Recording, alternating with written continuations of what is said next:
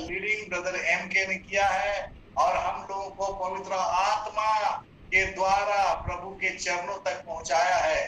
प्रभु का धन्यवाद हो। परमेश्वर के बहुमूल्य सेवक के लिए, वो भी बहुत बहुमूल्य सेवक है और प्रभु की सेवा करते हैं पूरे परिवार के साथ।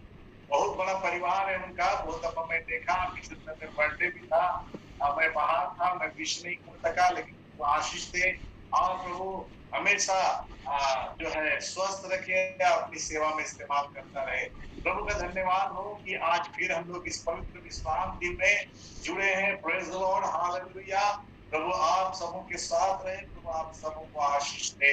धन्यवाद हो प्रभु का ये सुंदर समय के लिए और विशेष करके आप के जीवन के लिए, आपके अवसर के लिए, आपको जो प्रभु यीशु आज इस समय इस ऑनलाइन दृष्टि में, इस प्लेटफॉर्म में लाया है ताकि आप परमेश्वर के वचन को सुन सकें। आप बहुमूल्य लोग हैं। मैं बार बार ये कहता हूँ इसलिए कि परमेश्वर का वचन को मैं पढ़ता और मैं जानता हूँ कि आप लोग आज समय निकाल करके परमेश्वर के वचन को सुनते हैं और उससे आशीषित होते हैं।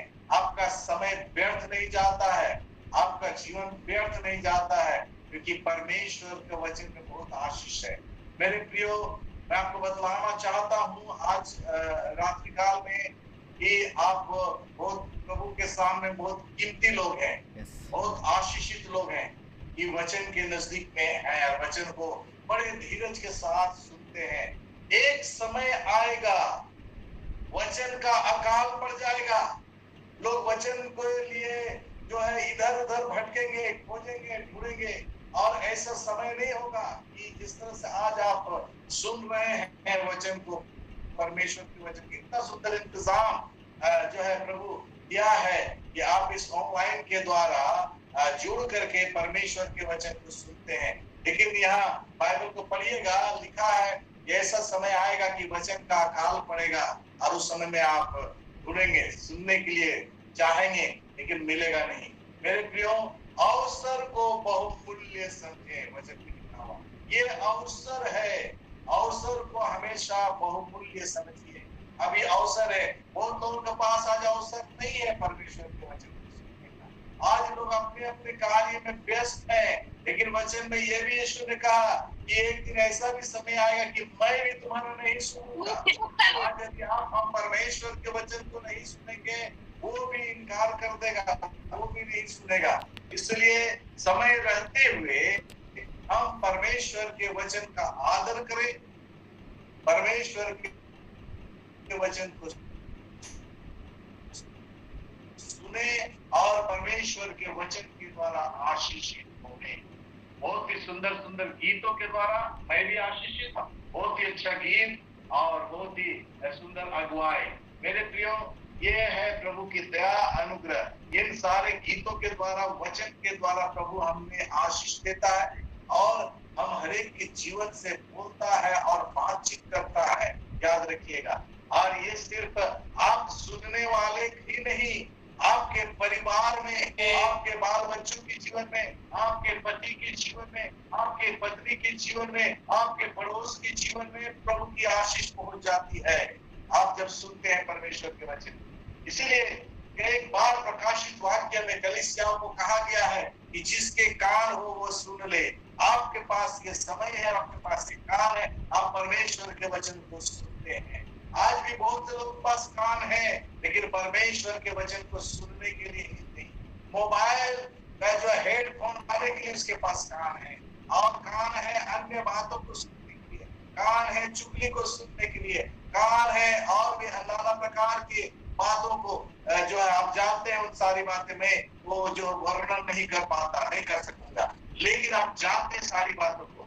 बहुत कम लोग हैं, बहुत कम लोग हैं जो जिसके पास कान होता है कि वो परमेश्वर के वचन को सुने। और उनमें से आप लोग हैं। आज शाम के समय में आप लोग जुड़े हुए हैं परमेश्वर के कीमती वचन को सुनने के लिए। और इसके द्वारा मैं आप सबों को इस प्लेटफॉर्म से, इस डाइस से कहना चाहता हूं मेरे प्रियो कि परमेश्वर की आशीष आपके जीवन में पहुंच रही है।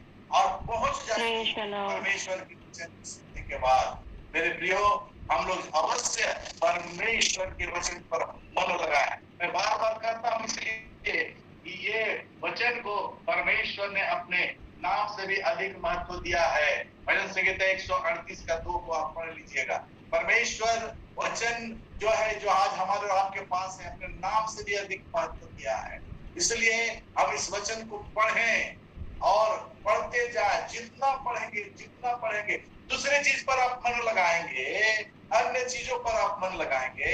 आजकल का जो जनरेशन है, मैं देख रहा हूं, ये मोबाइल पर इतना उनका मन लगा हुआ है कि जो है वो अन्य चीजों को सुनना नहीं चाहते। ये मोबाइल जो है वो चरित्र को बिगाड़ दे रहा है। मोबाइल जो है बच्चों को बिगाड़ दे रहा है। मोबाइल जो है बहुत परिवार के अंदर में दरार ला दे रहा है। मोबाइल जो है बच्चों के जीवन में जो है बहुत सारी बातों को ला दे रहा है। ये शैतान इसको एक हथियार के रूप में इस्तेमाल कर रहा है। इसलिए मेरे प्रियो, बहुत जरूरी है परमेश्वर के वचन को पढ़िए, परमेश्वर के वचन का ज्ञान लोगों को दीजिए, परमेश्वर के वचन पर मन लगाने के लिए बच्चों को कहिए। परमेश्वर का वचन जब वे लोग सुनेंगे तो मैं आप लोगों से ये कहना चाहता हूं कि जो है आप परमेश्वर के वचन को जरूर लोगों तक पहुंचाइए। हमारे आपके लिए ये सौभाग्य है।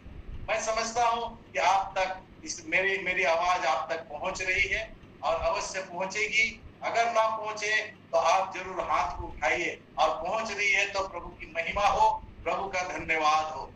जरूर ब्रदर एम के इन सारी बातों के लिए जरूर गाइड करेंगे और प्रभु की महिमा होगी। आज का वचन विशेष वचन है हमारे लिए, आपके लिए, हर एक के लिए, मेरे लिए भी है। परमेश्वर का वचन मत सोचिए कि मैं बोल रहा हूं सिर्फ आपके लिए है, ये मेरे लिए भी ये वचन है। ये वचन के द्वारा प्रभु हमसे आपसे बातचीत करता है।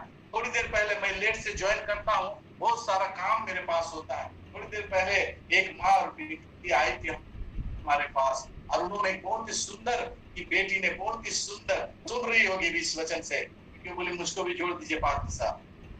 तो बहुत ही सुंदर प्रश्न की हो कि आज परमेश्वर कैसे बातचीत करता है। मैं उस बेटी से कहा परमेश्वर आज इस वचन के द्वारा बातचीत करता है। हालेलुया, प्रेज द लॉर्ड, प्रभु की महिमा हो। परमेश्वर प्रभु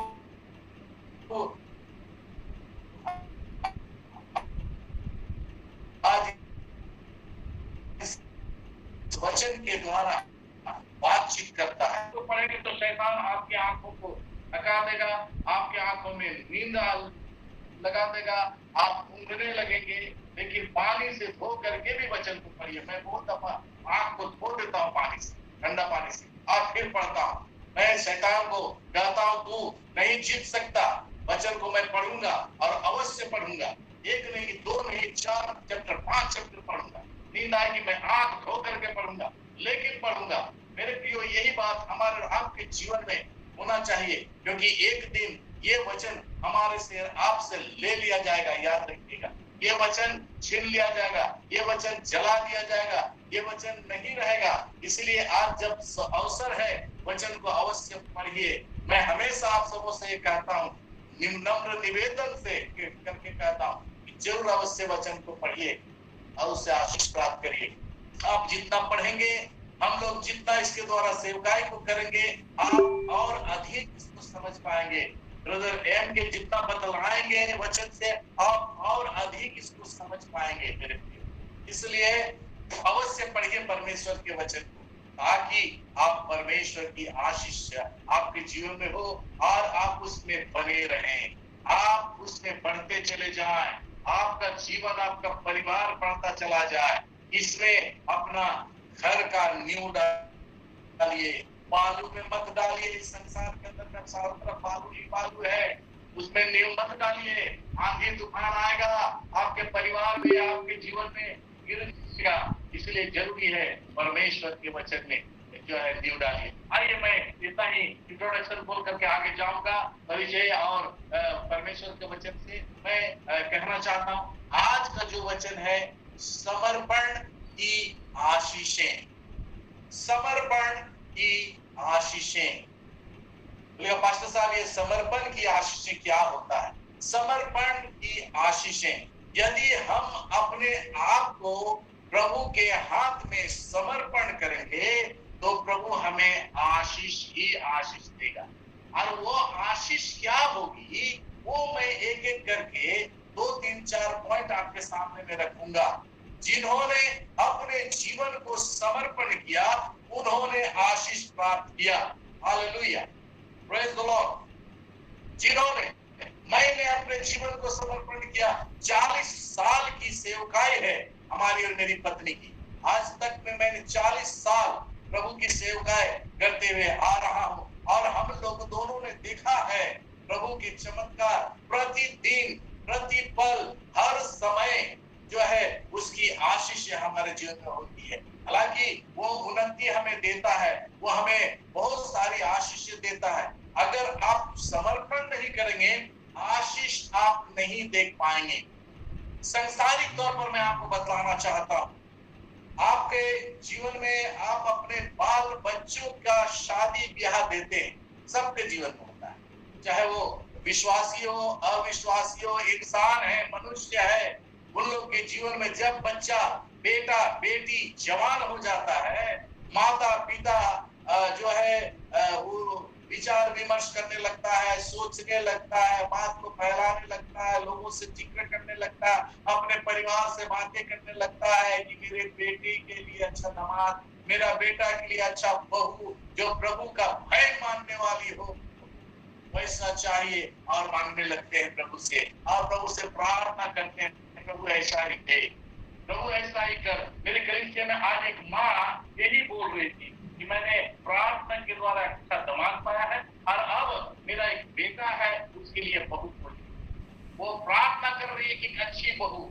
मिले मेरा बेटा को, और वो प्रार्थना कर रही है। कलीसिया में हमेशा वो प्रार्थना, सबसे पहले वो प्रार्थना रखती है। सो इसलिए मेरे प्रियो हम भी वैसा ही करते हैं और करते रहें, अपने बाल बच्चों के लिए प्रार्थना करें, शुरू से प्रार्थना करें ताकि अच्छी बहू आपके परिवार में आए, नहीं तो घर जाएगा। अच्छा दामाद घर में आए नहीं तो आपका घर बर्बाद हो जाएगा, आप अशांत हो जाएंगे, आपके परिवार में आंधी और तूफान आ जाएगा, बहुत सारी मुसीबतें आ जाएगा, कानून का कचरा हमारे जीवन में हो जाएगा, बहुत सारी बातें हो जाती है आज इस समय में। इसलिए मैं आप सबों से कहना चाहता हूं इसके लिए प्रार्थना करिए ताकि प्रभु सही समय पर जो है उसका उपाय करे और प्रभु सही समय पर उसका जवाब दे करके आशीष दे। सो मैं ये कहना चाहता हूं कि जब आप विवाह देते हैं तो वो पति पत्नी बन जाता है। यदि पत्नी अपने पति को समर्पण ना करे, मैं समर्पण की आशीषें बोल रहा हूं, थोड़ा सा समझाना चाहता हूं संसारिक तौर पर। यदि पत्नी अपने पति को, अपने आप को समर्पण ना करे, आशीष नहीं हो सकती, आशीष नहीं होगा। बहुत जरूरी है पत्नी को अपने पति के हाथ में समर्पण करने का, पति को अपने आप को पूर्ण रीति से समर्पण करने का कि मैं आपकी पत्नी हूं करके समर्पण करना है। और तब देखिएगा 1 साल के बाद उस घर में एक नया किलकारी होगा, नया आशीष होगा, लोग खुश होंगे। और नहीं समर्पण करेगी तो नहीं आशीष होगा, और दादा दादी पूछते रहेगा कब इस घर में फूल किलकारियां सुनाएगी, कब मेरे इस घर में जो वंश आएगा, बहुत सारी बातें बोलने लगती है। तो मेरे प्रियो इसके लिए समर्पण दोनों का जरूरी है।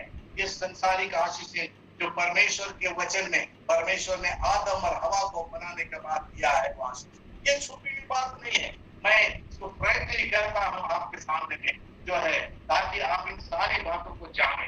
तो एक समर्पण बहुत जरूरी है। जिस तरह से अगर आप समर्पण नहीं करिएगा तो परमेश्वर की आशीष नहीं होगी, और जब समर्पण हो जाता है आप देखिएगा परमेश्वर की कितनी भारी आशीष होती है, और घर बढ़ने लगता है, घर में मेहमान बढ़ने लगते हैं, घर में नए नए बच्चे आ जाते हैं घर में, और आपका वंश बढ़ जाता है, बेटा होता है, बेटी होती, कितना खुशी लगता है, कितना आनंद लगता है। वो दादा दादी बनने के बाद मैं दादा हूँ, मैं इसलिए कह रहा हूँ, बहुत आनंद लगता है मेरे प्रियो।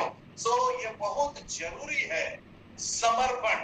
तो आज आत्मिक बातों के विषय में, मैं आत्मिक आशीषों के विषय में कहना चाहता हूं। जब तक हम अपने आप को प्रभु के हाथ में समर्पण नहीं करेंगे, हम वो आशीषें नहीं देख सकेंगे।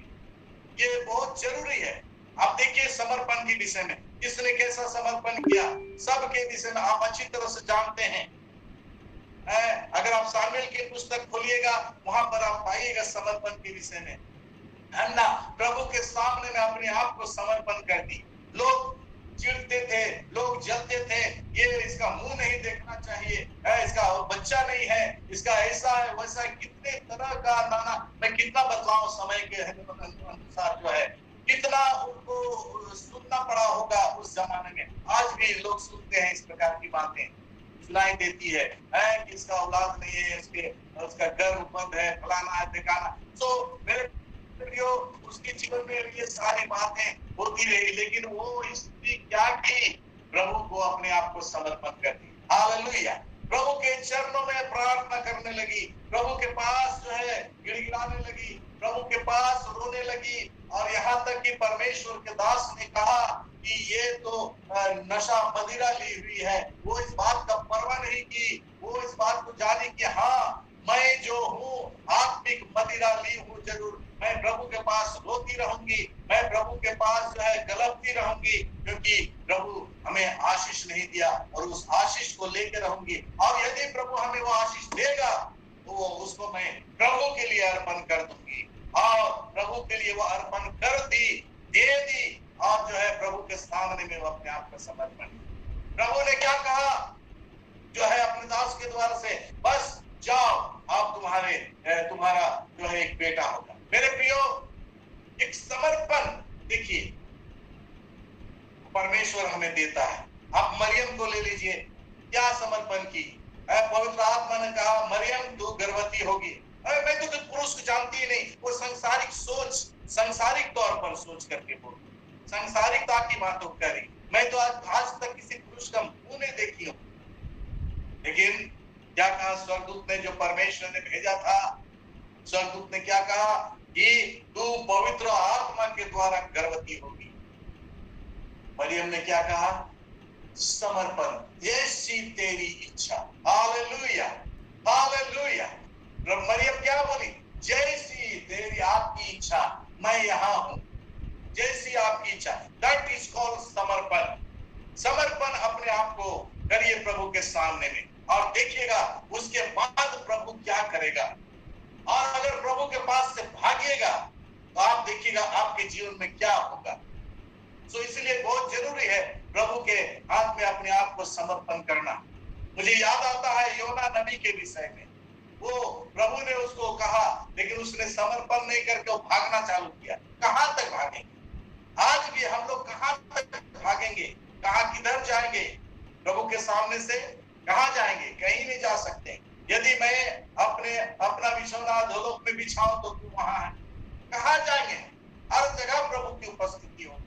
इसलिए इससे अच्छा है कि हम अपने आप को समर्पण करें। बहुत लोग गीत गाते हैं, I surrender all to thee my saviour blessed, I surrender all, लेकिन सरेंडर नहीं करते हैं, समर्पण नहीं करते हैं।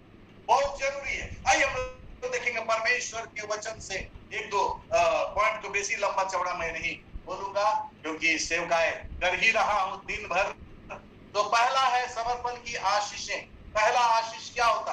यदि आप समर्पण, मैं आपसे यदि कहूं आज इस रात्रि काल में, मेरे प्रियो, मेरे बच्चों, मेरे सिस्टर, मेरे ब्रदर, जितने लोग सुन रहे हैं, मैं नहीं जानता, मैं इतना ही जानता हूं आप मसीह में मेरे भाई और बहन, मेरे माता पिता है, मैं इतना ही जानता हूं। सो मेरे प्रियो, मैं आपसे कहना चाहता हूं, पूछना चाहता हूं प्रश्न, कितने लोग आज उन्नति करना चाहते हैं? कितने लोग आज बढ़ना चाहते हैं, सफल होना चाहते हैं? आपके जीवन में उन्नति चाहिए, आपके परिवार में उन्नति चाहिए, आपके बाल बच्चों के जीवन में उन्नति चाहिए, तो आप बोलेंगे, आप सभी बोलेंगे हाँ मैं जो है यही चाहता हूं। तो ये पहला पॉइंट है, यदि आप उन्नति चाहते हैं तो आपको अपने आप को समर्पण करना होगा, तब समर्पण की आशीष आपके जीवन में होगी और वो मिलेगा आपको परमेश्वर के वचन में। परमेश्वर आपको उन्नत करेंगे, परमेश्वर परमेश्वर आपको सफल करेंगे जब आप अपने आप को समर्पण करेंगे। आइए एक दो वचन में देखता हूं। पहला पत्रस हम लोग देखेंगे, पहला पत्रस 5:6। पहला पत्रस, देखिए ये पत्रस ये इसका कैरेक्टर ये मुझको बहुत ही अच्छा लगता है। पत्रस इसका जीवन, यही पत्रस है जो यीशु मसीह का इनकार किया। यही पत्रस है जब पश्चाताप किया तो जो है प्रचार किया, पवित्र आत्मा प्राप्त किया पेंतीकोस्त के दिन में। और यही पत्रस है जब प्रचार किया, पहला प्रचार में 3000 बचे। इधर वीकनेस और इधर देखते हैं पावर, कितना अद्भुत। ये पत्रस का जीवन भी बहुत ही अच्छा लगता है। तो आइए देखिए पत्रस क्या बोलता है। पत्रस की पत्र, पहला पत्रस का 5:6 यहाँ लिखता है इस प्रकार से, मैं आपके लिए पढ़ूंगा। इसलिए परमेश्वर के बलवंत हाथ के नीचे दीनता से रहो। दीनता मीन्स नम्रता, दीनता मीन्स नम्रता यहाँ पर, जिससे वो तुम्हें उचित समय पर बढ़ाए। देखिए पत्रस इस बात को बोल रहा है। एक मछुआरा जब प्रभु का सामर्थ को प्राप्त कर लेता है तो देखिए वो क्या बोलता है, क्या अच्छा लिखता है। वही लिखा है यहाँ, बोलता है परमेश्वर आपको उन्नत करेंगे। परमेश्वर, किसी मनुष्य पर भरोसा मत करिए, कोई आपको उन्नत नहीं करेगा, लेकिन परमेश्वर का वचन पर विश्वास करिए। जो मैं आपको पढ़ करके सुना रहा हूं, यहाँ पर साफ लिखता है, इसलिए परमेश्वर के बलवंत हाथ के नीचे दीनता से रहो। परमेश्वर का हाथ बलवंत हाथ है, इंसान का हाथ बलवंत नहीं है। परमेश्वर का हाथ बलवंत हाथ है और उस हाथ के नीचे नम्रता से रहिए, दीनता से रहिए। और ऐसा नम्रता दीनता से रहिएगा तो उचित समय, सही समय, परमेश्वर का समय। आप बोलिएगा कौन सा समय? सभोपदेशक उसका 3 अध्याय को पढ़ लीजिएगा। सब कुछ का समय के विषय में वहां पर लिखा हुआ। पत्थर फेंकने का समय, पत्थर बटोरने का समय, रोने का समय, हंसने का समय, उसको पढ़ लीजिएगा। एक समय है, परमेश्वर का भी वो एक उचित समय है। अब कौन सा समय होगा, इसके लिए आपको हो सकता है काफी लंबा समय तक नम्र होकर के चलना पड़ेगा, नम्र होकर के रहना पड़ेगा उसके बलवंत हाथ के नीचे। आप बोलेगा नहीं धीरज नहीं रहेंगे, तो नहीं होगा। आपको अगर उन्नति करना है, अगर आपके बच्चे को उन्नति करना है, उनको, उन बच्चों को इस पद को दीजिए। अभी बच्चे लोग फाइनल एग्जाम दिए हैं, बहुत से बच्चे लोग पढ़ाई कर रहे हैं, बहुत से बच्चों ने प्रार्थना करवाया है। यहाँ पर मेरे पास आकर के बहुत से माता पिता जो प्रेयर करवाते हैं, मोबाइल में प्रेयर करवाए हैं और 90% लेकर के पास किया है। हालेलुया। मेरे प्रियो, बच्चों को भी सिखाइए उन्नति के लिए। उन्नति का, बच्चों का उन्नति का जो है यहाँ पर आप पाएंगे उसका अर्थ। उन्नति कैसे करना है, कैसे उन्नति होगा, यहाँ पर साफ लिखा हो कि परमेश्वर के बलवंत हाथ के नीचे रहना है। 6 पद में लिखा हुआ है, के साथ रहना है, जिससे वो तुम्हें उचित समय पर बढ़ाए। उचित समय पर बढ़ाए। इब्राहिम निराश नहीं हुआ, लेकिन देखिए परमेश्वर ने उसको ठीक उचित समय पर बढ़ाया। परमेश्वर ने उसको आशीष दे दिया, लेकिन देख लीजिए 100 साल तक कोई आशीष नहीं दिखाई दिया उसके परिवार के अंदर में। लेकिन जब 100 साल का इब्राहिम पूरा हो गया और उसकी पत्नी 90 साल, एक परमेश्वर के बलवंत हाथ के नीचे वो चलता रहा। जब परमेश्वर ने उसको बुलाया वो 75 साल का था, 75 साल का था। अब सोचिए वो परमेश्वर के बलवंत हाथ के नीचे परमेश्वर के आशीष को लेने के लिए किस तरह से अपने आप को समर्पण किया परमेश्वर के हाथ में। और 25 साल, 1 साल की बात नहीं है, ध्यान दीजिएगा, 25 साल 25 इयर्स लगा उसको, लेकिन वो परमेश्वर को छोड़ा नहीं। जिस परमेश्वर ने मुझे बुलाया है, अब्राहम ने कहा, वो आशीष देगा।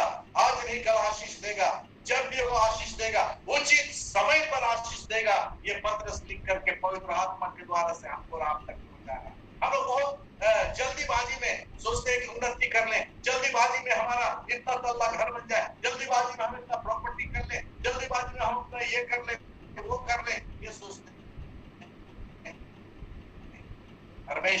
उचित समय का इंतजार कीजिए।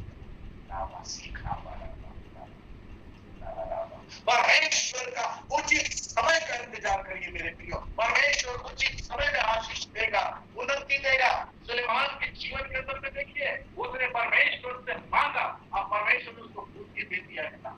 कुछ नहीं चाहिए था, उसने कहा धन संपत्ति नहीं चाहिए, हमको चाहिए तो बुद्धि चाहिए। और उसका इंतजार क्या हो, और परमेश्वर ने उसको बुद्धि दिया और वो बहुत बुद्धिमान बन गया। उचित समय परमेश्वर ने कहा कि ऐसे समय में बसंत ऋतु में मैं फिर तुम्हारे पास आऊंगा और तुम्हारा एक बेटा होगा। एक उचित समय परमेश्वर के हाथ में है। हम बहुत दफा हड़बड़ाते हैं, हड़बड़ाना नहीं चाहिए। इस वचन के अनुसार परमेश्वर के बलवंत हाथ के नीचे नम्रता से जीवन को बिताइए। और देखिएगा, अगर परमेश्वर आपको आशीष नहीं दिया, आप हमसे कांटेक्ट करिए, ब्रदर एनके के द्वारा बातचीत करिए कि मैं इतना दिन से नम्र होकर के परमेश्वर के बलवंत हाथ के नीचे चल रहा हूं और मुझे अभी तक परमेश्वर हमें नहीं बढ़ाया, हमारे जीवन में उन्नति नहीं दिया है, हमें उन्नति नहीं किया है, हमारे परिवार के अंदर में सफलता नहीं दिया है। मैं आपके लिए प्रार्थना करूं, ब्रदर एम के आपके लिए प्रार्थना करेंगे। कैसे नहीं देगा? परमेश्वर के दासों को यह अधिकार दिया गया है प्रार्थना करने के लिए और आशीष लाने के लिए, आग गिराने के लिए, हर प्रकार का आशीष के लिए परमेश्वर के दासों को अधिकार दिया गया है। इसलिए मेरे प्रियो, हम याद रखें, यदि आप उन्नति करना चाहते हैं तो परमेश्वर के बलवंत हाथ के नीचे नम्रता से चलिए। नम्रता से चला इब्राहिम 25 साल के बाद परमेश्वर ने एक समय आया, उचित समय आया और वैसे समय में इसहाक पैदा, आशीष, एक वंश चला, एक जाति बन गया। परमेश्वर ने एक जाति बना दिया, आज भी है जाति, और पिता बना दिया है इब्राहिम। सोच लीजिए, जो वो परमेश्वर के बलवंत हाथ के नीचे नम्रता के साथ चलता रहा और उचित समय में, सही समय में परमेश्वर ने उसको बढ़ाया और एक राष्ट्र दे दिया उसके। मेरे प्रियो, हम याद करें वो उस परमेश्वर जो जीवित परमेश्वर है, जिसकी हम आराधना करते हैं। वो परमेश्वर झूठा परमेश्वर नहीं है। वचन में लिखा है कि परमेश्वर मनुष्य नहीं कि वो झूठ बोले, वो सच्चा परमेश्वर है। जब उसने प्रतिज्ञा किया, वचन में कहा है, तो आप अपना कार्य करिए, परमेश्वर आपको उचित समय पर बढ़ाएगा। मैं यही कहूंगा। मेरे प्रियो, ऐसा बहुत सा वचन है मैं आपके सामने में रखना चाहता हूँ। एक तो पता और देख लीजिए, याकूब 4:10। याकूब, बस पीछे चलिए इसी में, आप देखिए याकूब और उसका 4 अध्याय, 1-2 पेज पीछे चलिए, देखिए मिलेगा वहां। और 10 पद में क्या लिखता है? प्रभु के सामने दीन बनो। दीन मीन्स नम्र। जहां पर प्रभु के सामने दीन बनो तो वो तुम्हें शिरोमणि बनाएगा। ये देखिए याकूब, मैं आपको बार बार कहता हूं, इस लेखों के विषय में आप ध्यान रखिए और लिख लीजिए, jot down on your diary, लिख लीजिए। याकूब यीशु मसीह का दूधा भाई था। भाई, लेकिन दूधा भाई बोलिए। उसके विषय में, क्योंकि मैं पढ़ाता हूं बाइबल कॉलेज में, सारी बातों को मुझको सिखाना पड़ता है। तो यहाँ पर देखिए, दूधा भाई याकूब इस बात को लिखता है कि परमेश्वर के सामने में हमें क्या, प्रभु के सामने हमें दीन बनना है। दीन मीन्स नम्र। हम पृथ्वी के अधिकारी हो जाएंगे, पहाड़ी उद्देश्य में कहा गया। दीन बनेंगे तो जो लोग दीन बना, अधिकारी हुआ, और राजा ने कहा इसका परमेश्वर सच्चा, इसी की आराधना करो, तो दीन बना, समर्पण किया अपने आप। आप बढ़ना चाहते हैं, उन्नति करना चाहते हैं, आप प्रभु के सामने में अपने आप को समर्पण कर दीजिए। तब समर्पण की आशीषें आप देख पाएंगे अपने जीवन में। विदाउट समर्पण नहीं होगा, कुछ नहीं होगा। मैंने आपको उदाहरण में बताया, पति पत्नी के जब होता है, वे लोग यदि एक दूसरे को समर्पण नहीं करेंगे, कोई फूल नहीं खिलेगा घर में, आंगन में कोई आशीष नहीं देखने मिलेगा। किसको आशीष देंगे? कैसे कहेंगे तू तो फूलो फलो, आशीर्वाद देता है लोग। तो बहुत जरूरी है समर्पण का। लेकिन आज पत्नी के जीवन में इसकी बहुत कमी है, जिसके लिए मैं प्रार्थना करता हूं, बहुत प्रार्थना करता हूं।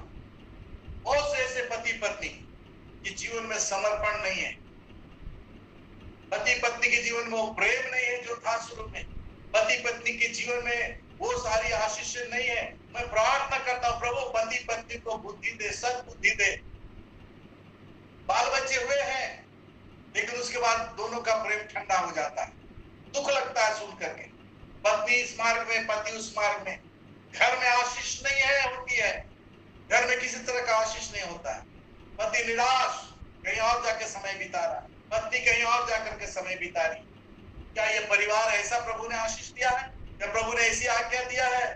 समर्पण, आधीनता। इफिसियों की पत्री 5 अध्याय पति पत्नी को खूब पढ़ाना चाहिए। जो पति पत्नी है खूब अधिक पढ़ना चाहिए कि किस तरह से पत्नी को पति के अधीन में रहना है, पति को पत्नी को प्रेम करना है। कहाँ हुआ वो प्रेम? वो पहला प्रेम कहाँ चला गया? हमारे और आपके जीवन में बहुत जरूरी है समर्पण। जब प्रभु ने जोड़ा है आपको पति पत्नी के रूप में, जब प्रभु ने जोड़ा है आपको पति पत्नी के रूप में, तो मेरे प्रियो ये पति पत्नी जब तक मृत्यु हमें अलग ना करे, हमें अलग नहीं होना है। हमें प्रभु के आशीष लेते रहना है और प्रभु में बढ़ते जाना है और एक दूसरे को समर्पण करना है, एक दूसरे से प्रेम करना। मैं बहुत प्रार्थना करता हूँ, इन दिनों में बहुत शैतान कार्य कर रहा है, विशेष करके पति पत्नी, विशेष करके जवान बेटियों के जीवन में, बेटों के जीवन में। और परमेश्वर के सेवकों को जो आप सुन रहे हैं, सेविका लोग, अवश्य इसके लिए विशेष प्रार्थना करते रहिए। शैतान बहुत ज्यादा कार्य कर रहा है, आपके इर्द गिर्द में कार्य हो रहा है। क्या आपको दुख नहीं लगता? प्रभु के सेवक सेविका होने के नाते मुझको तो बहुत दुख लगता है। मैं रोता हूं उनके लिए, मैं प्रार्थना करता हूं प्रभु से। हम लोग पति पत्नी सुबह उठते हैं, गिड़गिड़ाते हैं, प्रार्थना करते हैं कि प्रभु उनके बीच में जो मतभेद है वो खत्म कर, उनके बीच में प्रेम दे। वो पहला प्रेम जो था वैसा ही प्रेम उनके जीवन में दे।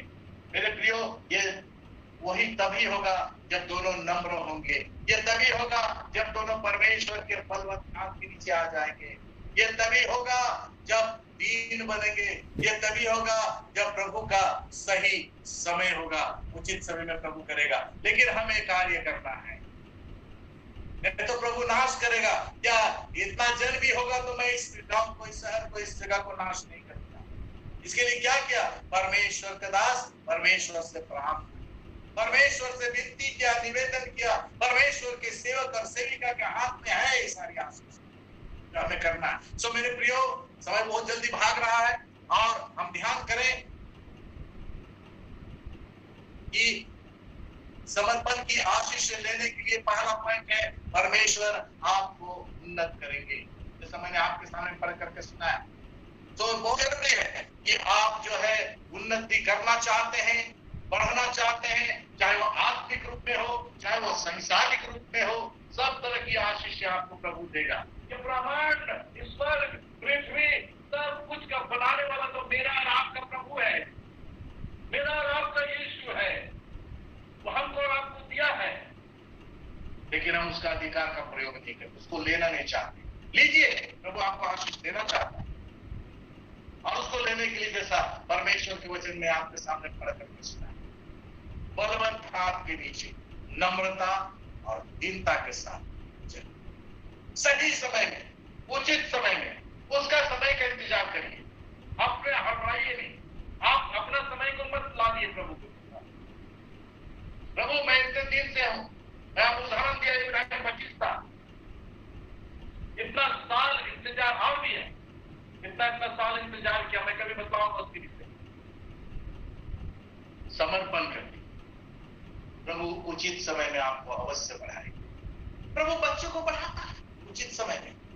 एक छोटा बच्चा जब गोद में आता है, एक छोटा बच्चा, नवजात बच्चा जो जन्म लेता है, इस संसार में पैदा होता है, देखिए उचित समय में प्रभु उसको बढ़ाता है या नहीं बढ़ाता। ठीक वो बच्चा बढ़ते चला जाता है, माँ बाप क्या करता है? उसको खाली खिलाता है, लेकिन बढ़ाता कौन है? प्रभु बढ़ाता है। एकदम सही समय में बढ़ते बढ़ते बच्चा जो है बालक बन जाता, बढ़ते बढ़ते जो है बच्चा जो है कि बच्चा नवयुवक जवान बन जाता है, छोटा बच्चा कैसे प्रभु ने पढ़ाया उसको, प्रभु पढ़ाता। इसलिए आप अपने आप को समर्पण करिए, परिवार के साथ प्रभु के हाथ में समर्पण करिए। सबसे बड़ा उदाहरण है हमारा प्रभु यीशु मसीह, उसने अपने आप को समर्पण किया परमेश्वर पिता के पास, जिससे हम प्रार्थना करते हैं, जिसके सामने में हम गिड़गिड़ाते हैं, जिससे हम विनती करते हैं, जिस यीशु का हम प्रचार करते हैं, वो प्रभु यीशु मसीह सबसे बड़ा उदाहरण है कि पिता के पास समर्पण किया। मेरी इच्छा नहीं परंतु तेरी इच्छा पूरी हो, रावा सीखा बाबा। प्रभु वो प्रभु है, यीशु है, पिता के पास समर्पण कर दिया। पिता मैं अपनी आत्मा तेरे हाथों में सौंपता, दैट इज कॉल्ड समर्पण। यीशु स्वयं कर सकता था लेकिन उसने अपने आप को समर्पण किया, क्योंकि वो आशीष से देखना चाहता था। आज जब वो समर्पण किया, देखिए उसका क्या आशीष मिल गया, न्याय वही करेगा, जगत का न्याय वही करेगा जिसने उस क्रूस पर अपने जान को दिया है। हमारा राम का न्याय वही करेगा, हर सुनने वालों का न्याय वही करेगा। आप सुन रहे हैं, आपसे बोलेगा बेटा बेटी शाबाश तुमने वचन को सुना, मेरा वो वचन को सुना, आपको आशीष दिया। इसलिए मेरे प्रियो, आइए शाम के समय में हम जरूर अपने आप को समर्पण करें। यदि आप उन्नति करना चाहते हैं, जीवन बढ़ना चाहते हैं, जीवन में दूसरे को मत देखिए उसका कितना पढ़ा है, वो कितना पढ़ रहा है, वो कितना उन्नति कर रहा है, आप भी उन्नति करेंगे यदि आप अपने आप को समर्पण करेंगे। दूसरा पॉइंट, जल्दी जल्दी मैं खत्म करूंगा। दूसरा पॉइंट है, यदि आप समर्पण करेंगे प्रभु को तो क्या होगा। बहुत ही इंपॉर्टेंट, बहुत ही विशेष बात, बहुत ही विशेष पॉइंट मैं आपके सामने में रखना चाहता हूँ। ये बिंदु पर जरूर ध्यान दीजिए, क्योंकि जब ब्रदर एमके हो जो भी लीड करता है, वो अंत में बोलते हैं, खास करके ब्रदर एमके हमेशा इस बात को रखते हैं हमारे बीच में, यदि आपके पास कोई प्रार्थना की विनती हो, कोई एप्लीकेशन हो, कोई सप्लीकेशन हो, आप प्रार्थना करवाना चाहते हैं, हम आपके लिए प्रार्थना करेंगे, रखें। अधिकतर लोग क्या बोलते हैं, ये बीमार है, वो बीमार है, मेरा बेटा ऐसा है, मेरी बेटी ऐसी है, मेरा वो है, इसके लिए प्रार्थना करिए, उसके लिए प्रार्थना करिए, प्रार्थना करिए, प्रार्थना करिए। आप प्रार्थना की विनतियों को रखते हैं, मेरी कलीसिया में भी होती है। समय होता है कि जो कुछ भी है आप धन्यवाद करें, प्रार्थना की विनती को रखें, ये बहुत जरूरी है। अब पास्टर लोग जरूर आपके लिए प्रार्थना करें, निस्वार्थ भाव से प्रार्थना करेंगे ताकि आपको प्रभु की आशीष मिले। प्रभु ने इसीलिए उन्हें अभिषेक किया और आशीष दिया। तो ये पॉइंट जो मैं आपको बताने जा रहा हूं, ये विशेष पॉइंट है। समर्पण की आशीषों को यदि आप पाना चाहते हैं, आपको समर्पण जब आप करेंगे तो आपको आशीष मिलेगी, और वो है परमेश्वर के वचन में याकूब 5:16 वही यीशु मसीह का दूधावा का वचन, याकूब 5:16 आप चंगे होंगे और अपनी प्रार्थनाओं का उत्तर पाएंगे। हालेलुया। यदि आप प्रभु के हाथ में अपने आप को समर्पण करेंगे तो आप चंगे होंगे। यीशु के पास आए लोग, बहुत से बीमार व्यक्ति, बहुत से बीमार लोग, यीशु बहुत लोगों से पूछा क्या तुम चंगा होना चाहते हो? उसने क्या कहा? हाँ प्रभु। समर्पण कर दिया, सरेंडर कर दिया अपने आप। हाँ प्रभु। यदि आप चंगा होना चाहते हैं, आप चाहते हैं कि आपकी प्रार्थना का उत्तर आपको मिले, तो आपको अपने आप को जो है प्रभु के हाथ में समर्पण करना होगा। समर्पण की आशीष आपको अवश्य मिलेगी। मैं आपको बताता हूँ परमेश्वर के वचन से। 5:16 मैं आपके लिए पढ़ूंगा। याकूब 5 यहाँ पर लिखा हुआ है, देखिए यहाँ इस प्रकार से 16 में लिखा है, इसलिए तुम आपस में एक दूसरे के सामने अपने अपने पापों को मान लो और एक दूसरे के लिए प्रार्थना करो जिससे चंगे हो जाओ। धर्मी जन की प्रार्थना के प्रभाव से बहुत कुछ हो सकता है। अक्सर पास्टर लोग किसी बीमार के लिए प्रार्थना करते थे, इसको जरूर पढ़ते। बहुत ही सुंदर आशीषित वचन है। सामर्थी वचन है। मैं इसको पढ़ता हूं, जिसके लिए प्रार्थना करता हूं, चाहे विश्वासी हो चाहे अविश्वासी। अविश्वासी भी आते हैं हमारे पास प्रार्थना के लिए। मैं उनसे कहता हूं कि मैं बाइबल से पढ़ूंगा, ऐसे नहीं होगा। मैं वचन से बाइबल से पढ़ूंगा तब आपके लिए प्रेयर करूंगा तो आप ठीक हो जाइए। हाँ हाँ हाँ करिए, पढ़िए, ये बहुत बड़ी गवाही होती है। तो यदि आप यहाँ पर परमेश्वर की आशीषें अर्थात वो चंगाई की आशीषें लेना चाहते हैं, चंगा होना चाहते हैं, तो आपको अपने आप को प्रभु के हाथ में समर्पण करना होगा। बगैर समर्पण के कुछ नहीं होगा। जरूर समर्पण करिए, नहीं तो आप प्रार्थना करते रह जाएंगे, कुछ नहीं होगा, कोई असर नहीं होगा। बहुत जरूरी है प्रभु के हाथ में अपने आप को समर्पण करिए। कोई भी आता है प्रार्थना के लिए, पहले जाइए रूम में घुसिए, प्रार्थना करिए, प्रभु ये आया है, बहुत उम्मीद के साथ आया है, अपने दास को लज्जित होने ना देना, तू जिंदा यीशु है, हम जा रहे हैं उसके लिए प्रार्थना करने के लिए। वो विश्वास के साथ आया है और विश्वास के प्रार्थना के द्वारा रोगी बच जाएगा, तेरा वचन कहता है। और इसी अधिकार का मैं इस्तेमाल करने जा रहा हूं। मैं हर एक पास्टर और सेवक और सेविका से कहना चाहता हूं, घुटनों में जाकर के प्रार्थना करिए, सामर्थ लीजिए। Take the power of the Holy Spirit, पवित्र आत्मा का अभिषेक लीजिए और जाकर के प्रार्थना करिए, चंगाई को प्राप्त करेगा। यीशु के नाम से चंगाई को प्राप्त करेगा। यीशु नासरी के नाम से नासरी यीशु चंगा करेगा और उसका विश्वास बढ़ जाएगा। आइए वचन में देखते हैं, यहाँ पर लिखा है 5:16 में कि यदि लिखा, इसलिए तो आपस में एक दूसरे के सामने अपने अपने पापों को मान लो और एक दूसरे के लिए प्रार्थना करो जिससे चंगे हो जाओ। चंगा करने के लिए है प्रभु, लेकिन क्या करना है देख लीजिए, आप ऊपर में लिखा पड़ा है। इसलिए मेरे प्रियो, समर्पण की आशीषों से हमें चंगाई भी मिलती है और हमारा प्रार्थना का उत्तर आता है, प्रार्थना का उत्तर मिलता है। हमारा परमेश्वर मरा हुआ परमेश्वर नहीं है, वो जिंदा परमेश्वर है। आप यहां से प्रार्थना करेंगे, पुकारेंगे, वो उत्तर देगा। अय्यूब कहता है 14 अध्याय के अंदर में, पढ़ लीजिएगा, अभी मेरे पास समय नहीं है। पुकार कर देख, मैं तुझे उत्तर दूंगा। एक गीतकार ने इसको गाया भी है बहुत ही सुंदर से, पुकार कर दे।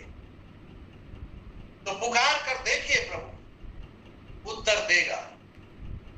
आप पुकारिएगा नहीं तो उत्तर कहां से मिलेगा? पुकारने का मतलब अपना मुंह को खोलिए, मुंह खोलेंगे, मुंह प्रभु भरेगा। उसके सामने में उसको पुकारिए, यीशु नासरी के नाम से, और देखिएगा काम होगा, चंगाई प्राप्त होगा। आपका अपना शरीर में कोई तकलीफ है, कोई कष्ट है, कोई बीमारी है, कोई रोग है, कोई दुर्बलता है, चिंता मत करिए, ये तो चला आ रहा है, होता रहेगा, इस संसार में है, ये सारी चीजें होंगी। लेकिन मेरे प्रियो,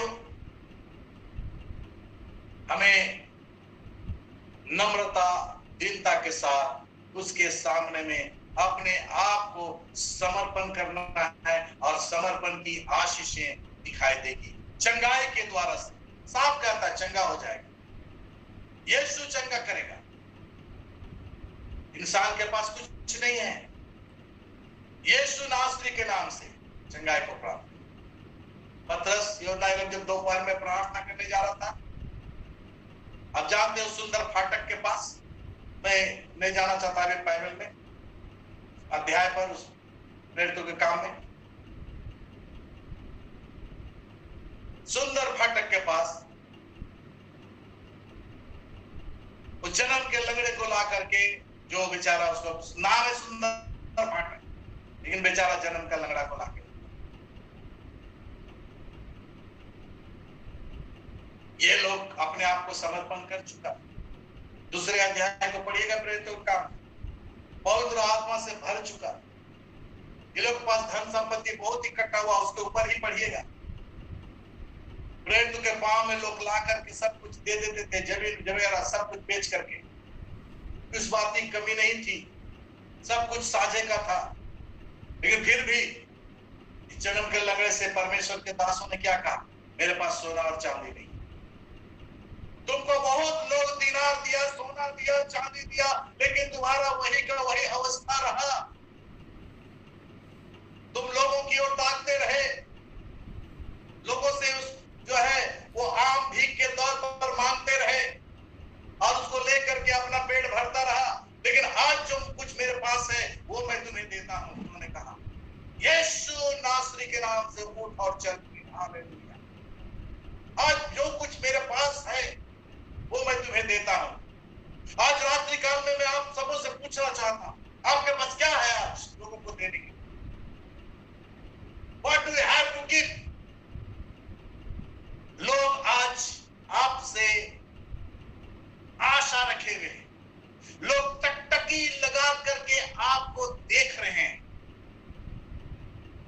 हम विश्वासियों को देख रहे हैं, हम सेवक और सेविका की ओर ताक रहे हैं। क्या दे रहे हैं आप?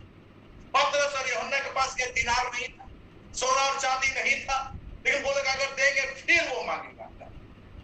लेकिन अब जो देंगे ये मांगेगा नहीं, लेकिन गवाही देगा। पढ़िएगा आप परमेश्वर के वचन का, आज रात में पढ़ के सुनिएगा। लिखा है कि जैसे ही वो उसकी पांव ठीक हो गया, जन्म का लंगड़ा का पांव ठीक हो गया, लिखता वो उछलते कूदते नाचते गाते बछड़े की तरह उछलने कूदने लगा, बकरी के बच्चे की तरह उछलते कूदते, जो कभी नहीं चला था।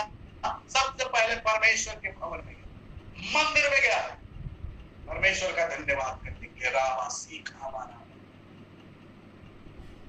सबसे पहले परमेश्वर के मंदिर में गया, क्या करने? धन्यवाद देने के लिए। लोगों ने आलोचना करने लगा उसके विषय में, ये तो वही है ना, जन्म का लंगड़ा, जन्म का लंगड़ा, जन्म का लंगड़ा, जिसको हम लोग भीख देते थे। तुम भीख दिए आपसे, लेकिन जो चीज उसको चाहिए था वो नहीं दिया। मेरे प्रियो, मैं डांट नहीं रहा हूं, मैं आप सबों से कहता हूं कि प्रभु ने आपको क्या दिया आज सोचिए, विचारिए, क्या है देने के लिए? यीशु नासरी, यीशु नासरी, उसको समर्पण करिए अपने आप। I surrender my self. यीशु, मैं अपने आप को आपके हाथ में सौंपता। आप जिस दिन अपने आप को सौंप दीजिएगा, मैं आपको यहां से वारंटी नहीं, गारंटी देता हूं, जिस पर भी हाथ रख के प्रार्थना करेगा वो चंगाई को प्राप्त करेगा। आपकी प्रार्थना पहुंच जाएगी। शैतान की ताकत नहीं है कि रोक ले उस प्रार्थना, उसकी ये ताकत नहीं है। आपकी प्रार्थना एकदम सीधा स्वर्ग तक चला जाएगा, उत्तर मिलेगा। यहाँ पर कह रहा है वचन के अंदर भी। सो मेरे प्रियो, चंगाई को प्राप्त करना लिखा हुआ है, ये समर्पण की आशीषें हैं, और प्रार्थना का उत्तर आपको मिलेगा, ये समर्पण की आशीषें। समय भाग रहा है, एक और पॉइंट बोल करके मैं समाप्त करूंगा। 5-6 पॉइंट है, लेकिन मैं अधिक नहीं बोलूंगा। लिखा है, तीसरा पॉइंट है, आप जितना अधिक परमेश्वर के प्रति समर्पित होंगे, उतना ही आप अपने अधिकार शैतान पर प्रकट कर सकते हैं। हालेलुया। आप यदि अपने आप को समर्पण करिएगा, उतना ही अधिक आप शैतान पर प्रबल होइएगा। अधिकार के साथ जो है शैतान को डांटिएगा और वो भागेगा। आइए हम पढ़ेंगे परमेश्वर के वचन से, याकूब की पत्री और उसका 4 अध्याय और 7 पद। याकूब की पत्री 4 अध्याय और 7 पद, आखिरी यही बोल करके मैं समाप्त करूंगा, वैसे लंबा नहीं बोलूंगा। लिखा, इसलिए परमेश्वर के अधीन हो जाओ। जस परमेश्वर के अधीन, समर्पण, उसके बलवंत हाथ के नीचे हो जाओ, नम्र बनने के लिए कह रहा, परमेश्वर के अधीन हो जाओ और शैतान का सामना करो, तो तुम्हारे पास से भाग निकलेगा। क्यों इन बातों को प्रभु ने वचन में आज कह दिया? क्यों आज आपके बाइबल में ये बातें लिखी हुई है? क्या आप समझते इसका? क्योंकि आज भी लोग शैतान, दुष्ट आत्मा से प्रभावित हैं। Who will release them? उन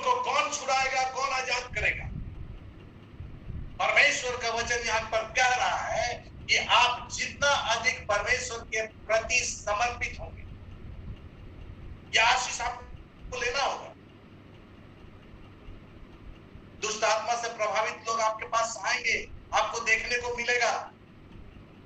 इसलिए अपने आप को परमेश्वर के प्रति समर्पित होना है, उतना ही आप अपने अधिकार शैतान पर प्रयोग कर सकते हैं। इसलिए मेरे प्रियो, बहुत जरूरी है दुष्ट आत्मा शैतान पर अधिकार रखने। वो हारा हुआ है, वो गिराया गया है, इस धरती पर है, इधर उधर घूमता है और दूसरों को नहीं, विश्वासियों को बरगलाता है, विश्वासियों के विश्वास को चोरी करता है। हम और आप जैसे विश्वासियों को प्रभु यीशु के प्रति जो है वो बहुत सारी बातों को बोलता है। लेकिन मेरे प्रियो, मैं आपको कहना चाहता हूं, समर्पण कर, यहां वचन के अनुसार समर्पण कर दीजिए और उसके बाद तो शैतान को डांटिए। दुलारना नहीं है, पुचकारना नहीं है, डांटने के लिए कह रहा है। इंग्लिश में बहुत ही सुंदर वर्ड है, resist the devil and he will flee from. शैतान को डांटने की आवश्यकता। मेरे पास बहुत से ऐसे केसेस आते हैं और मैं डांटता हूं यीशु के नाम से, मारता पीटता नहीं, यीशु के नाम से, यीशु नासरी के नाम से प्रार्थना करिए और उस शैतान को डांटिए। ऐसे नहीं जाएगा, डांटिएगा, देखिए वो जाएगा। एकदम जाना है उसको, क्योंकि आपने अपने आप को उसके हाथ में समर्पण कर दिया। उसके बलवंत हाथ के नीचे आप अपने आप रख दिए, आप दीनता और नम्रता के साथ चल रहे हैं। तो ये सारा अधिकार प्रभु ने आपको और हमको दिया है। रेसिस्ट द डेविल लिखता है वचन में, हिंदी में, इसलिए जो है उसका सामना करने के लिए लिखता है। जो कोई लिखा है वचन, इसलिए परमेश्वर के अधीन हो जा। पहली बात, अधीन, परमेश्वर के अधीन होना है। परमेश्वर के अधीन हो जा और शैतान का सामना कर। यीशु मसीह उच्चारण है, वो पहले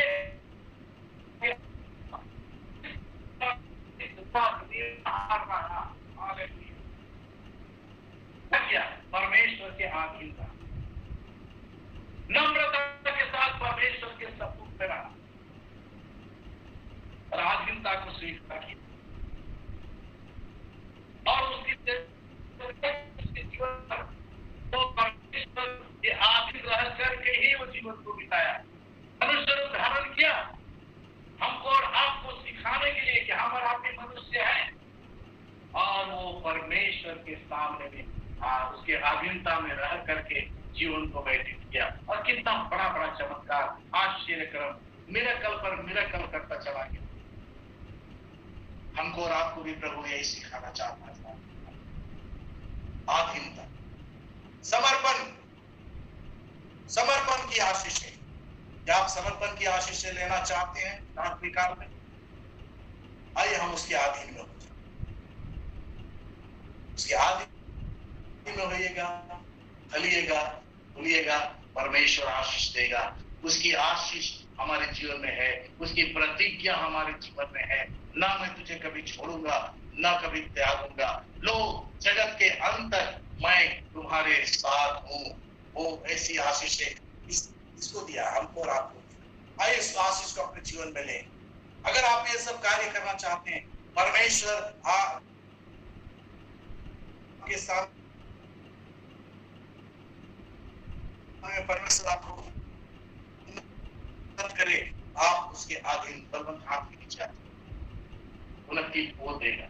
उचित समय पर वो आपको पढ़ाएगा, अवश्य पढ़ाएगा। नहीं पढ़ाएगा, इस पेज को फाड़ दीजिए। मैं आपसे यही कहूंगा, पेज को फाड़ करके जला दीजिए, फेंक दीजिए।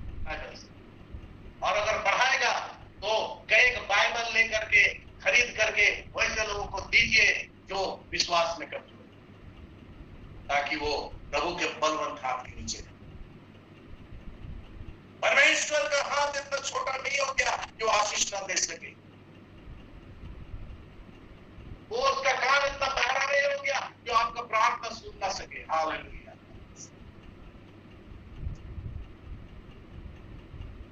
लेकिन हम मनुष्य उसके समय के इंतजार। आप अपने बच्चों को सिखाते, अगर वो 5 साल 6 साल में मोबाइल मांगता, बोला अभी समय नहीं।